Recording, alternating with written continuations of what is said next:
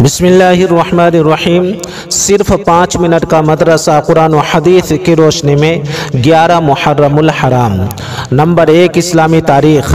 حضرت نوح علیہ السلام، حضرت آدم علیہ السلام کی وفات کے 1000 برس تک لوگ اللہ تعالیٰ کی توحید پر قائم تھے۔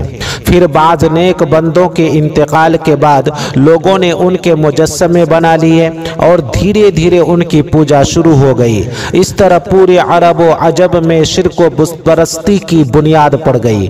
جب لوگ اللہ تعالیٰ کی عبادت چھوڑ کر شرک و بت پرستی میں مبتلا ہو گئے تو ان کی ہدایت کے لیے اللہ تعالیٰ نے حضرت نوح علیہ السلام کو نبی اور رسول بنا کر بھیجا۔ حضرت نوح علیہ السلام کا شمار دنیا کے عظیم ترین انبیاء میں ہوتا ہے۔ وہ سب سے پہلے نبی اور رسول ہیں۔ حضرت ادریس علیہ السلام کی تیسری پشت میں حضرت آدم علیہ السلام کی وفات کے 1025 سال بعد دجلہ و فرات کی وادی کے درمیان ملک عراق میں پیدا ہوئے۔ اللہ تعالیٰ نے قرآن پاک میں 43 مقام پر ان کا تذکرہ فرمایا ہے۔ نمبر 2، اللہ کی قدرت۔ بادل۔ اللہ تعالیٰ تیز ہواؤں کے ذریعہ بکھرے ہوئے بادلوں کو فضا میں جمع کر کے ایک دوسرے سے ملا دیتا ہے، پھر ان بادلوں کو برف کے پہاڑوں کی شکل دے دیتا ہے جن کی موٹائی سینکڑوں فٹ ہو جاتی ہے۔ ان بکھرے ہوئے بادلوں کو برف کے پہاڑوں کی شکل میں جمع کرنا اور بھاری بادلوں کو فضا میں روکے رکھنا، پھر کبھی ان کو اولوں کی شکل میں گرا کر زمین پر تباہی مچا دینا اور کبھی پانی کی شکل میں برسا کر پیڑ پودوں کا اگانا اللہ تعالیٰ کی قدرت کی کتنی بڑی نشانی ہے۔ نمبر 3، ایک فرد کے بارے میں بیوی کی وراثت میں شوہر کا حصہ۔ قرآن میں اللہ تعالیٰ فرماتا ہے، تمہارے لیے تمہاری بیویوں کے چھوڑے ہوئے مال میں سے آدھا حصہ ہے جبکہ ان کی کوئی اولاد نہ ہو، اور اگر ان کی اولاد ہو تو تمہاری بیویوں کے چھوڑے ہوئے مال میں چوتھائی حصہ ہے۔ تمہیں یہ حصہ ان کی وصیت اور قرض ادا کرنے کے بعد ملے گا۔ سورہ نساء۔ نمبر 4، ایک سنت کے بارے میں وضو کا پانی کھڑے ہو کر پینا۔ حضرت حسین رضی اللہ تعالیٰ عنہ بیان کرتے ہیں کہ ان کے والد حضرت علی کرم اللہ وجہہ نے وضو کیا اور وضو کا بچا ہوا پانی کھڑے ہو کر پیا۔ میں نے تعجب کیا، مجھے دیکھا اور کہا کہ تعجب کی کیا بات ہے؟ میں نے رسول اللہ صلی اللہ علیہ وسلم کو اسی طرح کرتے ہوئے دیکھا ہے۔ نسائی شریف۔ وضو سے بچا ہوا پانی اور آب زمزم کھڑے ہو کر پینا سنت ہے۔ نمبر 5، ایک اہم عمل کی فضیلت، شکریہ ادا کرنے کی دعا۔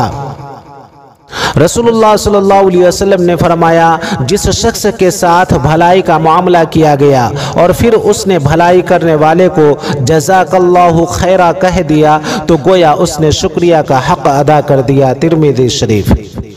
نمبر 6، ایک گناہ کے بارے میں جھوٹی گواہی شرک کے برابر۔ رسول اللہ صلی اللہ علیہ وسلم نے فرمایا، جھوٹی گواہی اللہ کے ساتھ شرک کرنے کے برابر ہے۔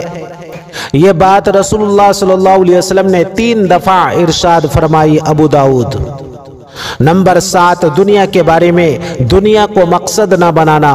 رسول اللہ صلی اللہ علیہ وسلم نے فرمایا، جس شخص کا مقصد دنیا کمانا ہو اور وہ اسی کے لیے سفر کرتا ہو، اسی کا خیال دل میں رہتا ہو، تو اللہ تعالیٰ غریبی اور بھوک کا ڈر اس کی آنکھوں کے سامنے کر دیتے ہیں۔ ہر وقت اس سے ڈرتا ہے کہ آمدنی تو بہت کم ہے، کیا ہوگا، کیسے گزارا ہوگا، اور اس کے اوقات کو اسی فکر میں پریشان کر دیتے ہیں اور ملتا اتنا ہی ہے جتنا مقدر میں ہوتا ہے۔ ترغیب و ترہیب۔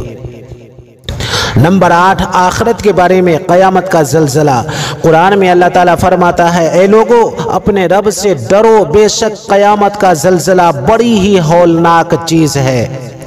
جس روز تم اس زلزلہ کو دیکھو گے تو یہ حال ہوگا کہ ہر دودھ پلانے والی عورت اپنے دودھ پیتے بچہ کو بھول جائے گی اور تمام حمل والی عورتیں اپنے حمل گرا دیں گی، اور تم لوگوں کو نشہ کسی حالت میں دیکھو گے، حالانکہ وہ نشے کی حالت میں نہ ہوں گے، لیکن اللہ تعالیٰ کا عذاب بڑا ہی سخت ہے۔ سورہ حج۔ नंबर 9 तिब्ब नबवी से इलाज, बीमारी से बचने की तदबीर। हजरत जाबिर रज़ियल्लाहु ताला अन्हु बयान करते हैं कि मैंने रसूलुल्लाह सल्लल्लाहु अलैहि वसल्लम को फरमाते हुए सुना कि बर्तनों को ढांक दिया करो और मशके से यानी बर्तन वगैरह का मुंह बंद कर दिया करो, क्योंकि साल में एक ऐसी रात आती है जिसमें वबा उतरती है। बस जिस बर्तन या मशकेज़े का मुंह खुला रहता है तो उसमें दाखिल हो जाती है। मुस्लिम शरीफ। नंबर 10 कुरान की नसीहत। कुरान में अल्लाह ताला फरमाता है, ए ईमान वालो, तुम कई गुना बढ़ा कर सूद मत खाया करो और अल्लाह ताला से डरते रहा करो ताकि तुम कामयाब हो जाओ। सूरह आले इमरान।